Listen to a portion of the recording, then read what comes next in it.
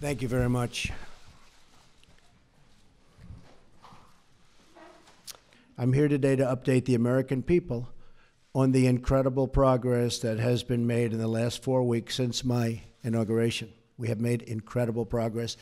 I don't think there's ever been a president elected who in this short period of time has done what we've done. The press has become so dishonest that if we don't talk about it, we are doing a tremendous disservice to the American people. Tremendous disservice. We have to talk about it to find out what's going on, because the press honestly is out of control. The level of dishonesty is out of control. As you know, our administration inherited many problems across government and across the economy. To be honest, I inherited a mess. It's a mess. At home and abroad, a mess. I turn on the TV, open the newspapers, and I see stories of chaos. Chaos. Yet it is the exact opposite. This administration is running like a fine-tuned machine, despite the fact that I can't get my cabinet approved. We're issuing a new executive action next week that will comprehensively protect our country. So how does the press get this information that's classified? How do they do it? You know why? Because it's an illegal process, and the press should be ashamed of themselves. But more importantly, the people that gave out the information to the press should be ashamed of themselves, really ashamed.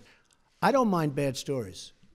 I can handle a bad story better than anybody, as long as it's true. And, you know, over a course of time, I'll make mistakes and you'll write badly, and I'm okay with that. But I'm not okay when it is fake. I mean, I watch CNN, it's so much anger and hatred and just the hatred. Nobody mentions that Hillary received the questions to the debates. Can you imagine, seriously, can you imagine if I received the questions? It would be the electric chair.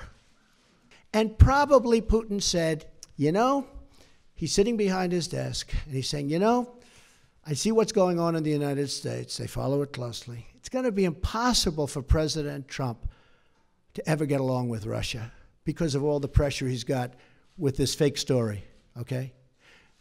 And that's a shame, because if we could get along with Russia, and by the way, China and Japan and everyone, if we could get along, it would be a positive thing, not a negative thing. So we'll be submitting health care sometime in early March, mid-March, and after that we're going to come up, and we're doing very well on tax reform. Yes. I don't have to tell you what I'm going to do in North Korea. And I don't have to tell you what I'm going to do with Iran. You know why? Because they shouldn't know. Can I just ask you, thank you very much, Mr. President. Where are you from? BBC. Okay. Here's another beauty. It's a good line. Impartial, free and fair. Yeah, sure. Mr. President. Just like CNN, right? On the travel ban, we could banter back and forth. On the travel ban, would you accept that that was a good example of the smooth running of government? Yeah, I do. I do. Let me tell you about the travel. Were there any mistakes in that? Wait. I know who you are. Just wait. Let me tell you about the travel ban. We had a very smooth rollout of the travel ban, but we had a bad court.